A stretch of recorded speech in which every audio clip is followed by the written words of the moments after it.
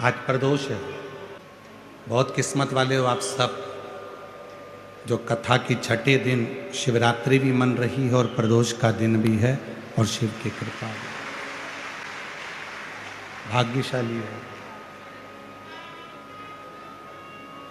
प्रदोष का मतलब ही है कि अपने भीतर के जितने दोष हैं उनको समाप्त कर दो।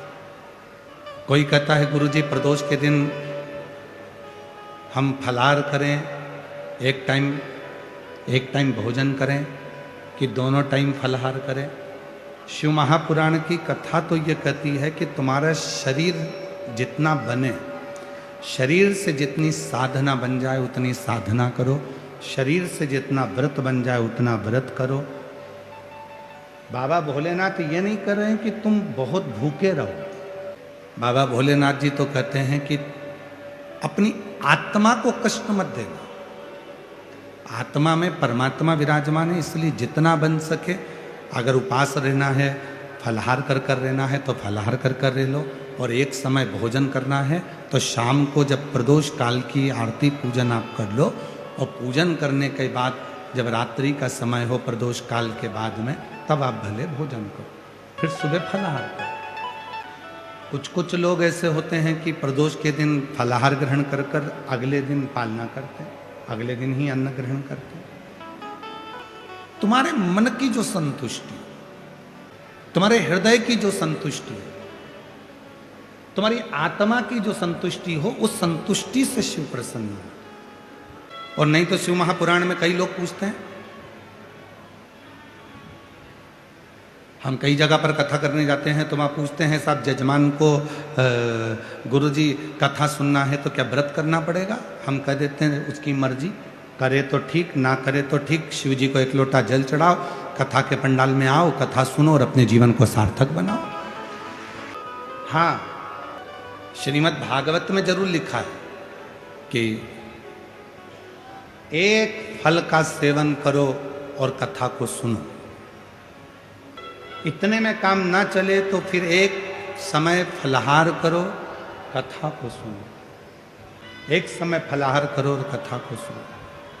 पर कोई हमसे शिव महापुराण की बात करे तो हम कह देंगे एक समय फलाहार करो, ना बन सके तो एक समय भोजन करो, और इतने में भी काम ना चले तो दोनों समय भोजन करो, पर शिव महापुराण की कथा जरूर सुनो। और इतने में भी काम नहीं चले, दोनों समय भोजन में भी काम नहीं चले तो टिफिन लेके कथा में चलो, पर कथा सुनो, कथा नहीं छोड़ना। शिव महापुराण की कथा कह रही है, मेरे भगवान देवाधिदेव महादेव का चरित्र कह रहा है। अब हम आपसे कह दें कि भूखे रहना, कथा सुनना, अब भूखे रहकर तुम कथा सुन लो, तुम्हारा बीपी शुगर ऊंचा नीचा हो गया, तुम हॉस्पिटल में पड़े, महाराज जी कथा के किसको सुनाए? इससे अच्छा है तुम्हारा जैसा मन करे, दिल करे, फुल आनंद के साथ, फुल एंजॉय के साथ भगवान की अविरल भक्ति धारण करो। मेरा शिव तुम्हारे ऊपर करुणा करना प्रारंभ कर देगा, कृपा करना प्रारंभ। कितना सुंदर कहा है महाराज।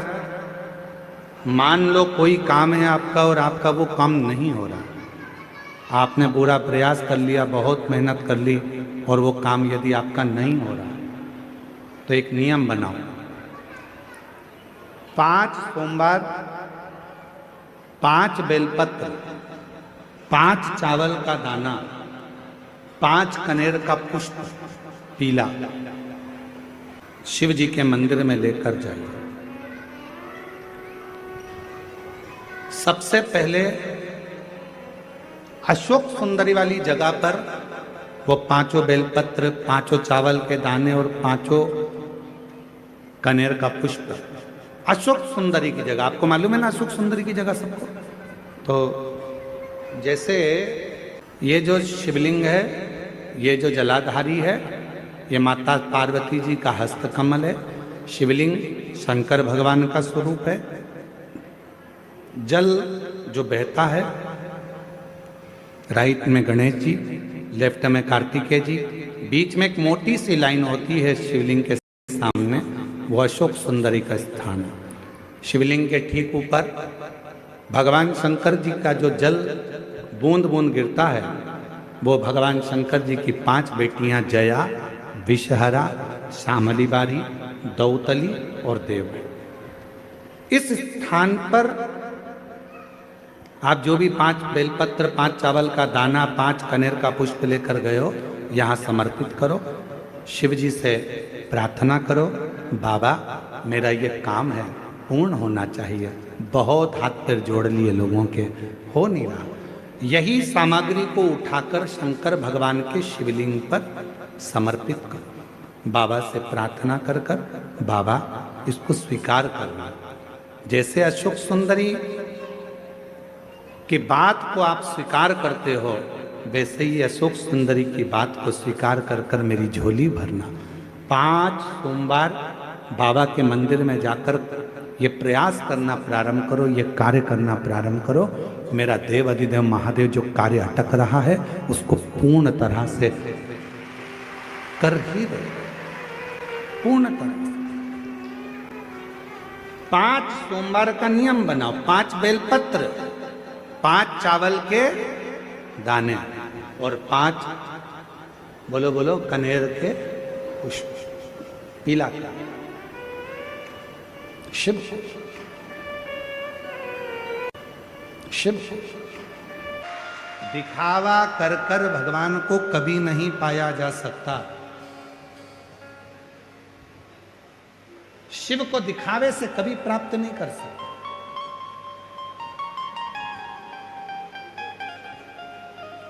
उसको केवल प्राप्त किया जा सकता है तुम निर्मल मन से। आप कैसे हो, क्या दे रहे हो, कितना दे रहे हो, वो भी शिव नहीं दे। भगवान तो कहते हैं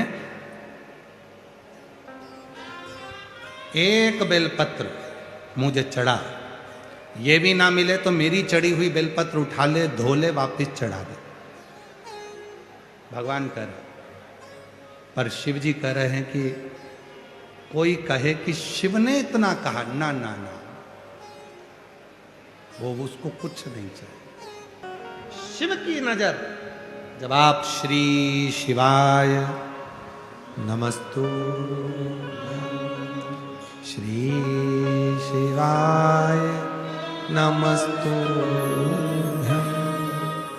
श्री शिवाय नमस्तु। इसलिए आपसे कहते हैं प्रतिदिन 33 कोटि देवता में केवल एक देव अधिदेव महादेव ऐसे हैं जो प्रतिदिन प्रदोष काल में शाम के समय माँ जगत जननी पार्वती के साथ में नंदी पर बैठकर भ्रमण करते हैं, और जिसके दरवाजे पर बाबा पहुंचता है उसका कल्याण निश्चित ही करता है। लिख दो दरवाजे पर श्री शिवाय नमस्तु। एक स्टिकर खरीद कर ले जाओ, चिपका दो दरवाजे पर। बाहर खड़ा हुआ व्यक्ति अगर कोई बेकार खबर भी लाया होगा तो थोड़ी देर पढ़ेगा श्री शिवाय नमस्तु। जब दरवाजे पर श्री शिवाय नमस्तुभ्यम लिखा होता है, यहां से जाते जाते 25-50 स्टिकर खरीद कर लेके जाओ। किसी को गिफ्ट में भी देना तो श्री शिवाय नमस्तुभ्यम देना कि दरवाजे पे चिपकाना। तेरे दरवाजे पर अगर दुख भी आ रहा होगा तो टल जाएगा, शिव कृपा होगा। नियम बना लो कि अपने गांव के पूरे गांव की एक एक दुकान पर, एक एक घर पर श्री शिवाय नमस्तुभ्यम लगाना है, चिपकाना है। कुछ नहीं बने तो इतना ही करेंगे हम, लगा देंगे। मंदिरों में लगाना पड़ेगा तो मुक्ति मिलेगी। कितना सुंदर लिखा शिव महापुराण की विद्येश्वर संहिता में लिखा, यदि कोई श्री शिवाय नमस्तुभ्यम का जप नहीं भी करता है और श्री शिवाय नमस्तुभ्यम बोलने वाले का केवल मुख का दर्शन कर लेता है तो भी सारे पाप समाप्त होकर भाग्य प्रबल हो जाए। ये सियोर वाला महाराज नहीं कर रहा है। गीता प्रेस गोरखपुर की शिव महापुराण लेकर आई है। वेद व्यास जी ने जिस पुराण को लिखा, गीता प्रेस गोरखपुर की शिव पुराण लाओ, हिंदी की लिखी हुई लाओ और उसकी विद्येश्वर संहिता पढ़ो, उसमें मिलेगा कि श्री शिवाय नमस्तुभ्यम बोलने वाले के मुख का मात्र दर्शन कर लो तो संचित पाप समाप्त होकर शिव कृपा हो कार्य सफल। असुर के 3 बेटों के लिए देवता पशु बन गए। भगवान शिव पशुपति नाथ बन गए। तारकाक्ष विदुम्माली कमलाक्ष की को एकाग्रित कर उनके प्राणों को हरा। शिव जी का नाम पशुपति नाथ हो गया। पशुपति एक व्रत होता है, 5 सोमवार का ये व्रत होता है। मंदिर में सुबह के समय पर भी पूजन करना होती है और शाम को भी पूजन करना होती है। शाम को जब वो थाली पूजन की मंदिर लेकर जाते हो तो उसमें 6 दीपक रख के ले जाया जाता है। मीठे का प्रसाद साथ में ले जाया जाता है। मंदिर में जाकर तीनों प्रसाद के 3 हिस्से कर दिए जाते हैं। 6 दिए को नीचे रख लिया जाता है, उसमें से 5 दिए प्रज्वलित कर दिए जाते हैं, जला दिए जाते हैं। एक दिया जो नहीं जलाया है उसको वापस थाली में रखा जाता है। बाबा की पूजन अर्चना करी जाती है। 6ठे नंबर का दीपक और प्रसाद का एक हिस्सा थाली में लेकर आते हैं। घर में प्रवेश करते समय सीधे हाथ की ओर दीपक को रखकर जलाते हैं। बाबा को अपने मन का भाव कहते हैं, घर में प्रवेश करते हैं। जब शाम को भोजन करते हैं उससे पहले जो प्रसाद का एक हिस्सा है वो पूरा खाते हैं, फिर भोजन ग्रहण करते हैं। अपने प्रसाद के हिस्से में से किसी को प्रसाद नहीं देते। ऐसे 5 व्रत होते हैं। बीच में अगर कोई रजो धर्म आ जाता है, कहीं जाना पड़ जाता है तो व्रत को छोड़ दिया जाता है, फिर अगला व्रत गिना जाता है, पर कहलाएंगे 5 ही व्रत। जब 5वां व्रत पूर्ण हो सोमवार का, तब बाबा को एक श्रीफल भेंट, 108 चावल के दाने या मूंग के दाने या पंखड़ी पत्ती, फूल, बेलपत्र कुछ भी समर्पित करे। जैसा व्रत का नियम पहले सोमवार को है वैसा कि वैसे ही 5 सोमवार को करे और बाबा से अपने दिल की बात करें। पशुपति नाथ का व्रत एक बार नहीं, जब बाबा कृपा कर दे 2 महीने में, 3 महीने में करते रहना चाहिए। बाबा तुम्हारे जीवन में संपदा, वैभव, धन, दौलत, संपदा सब देना प्रारंभ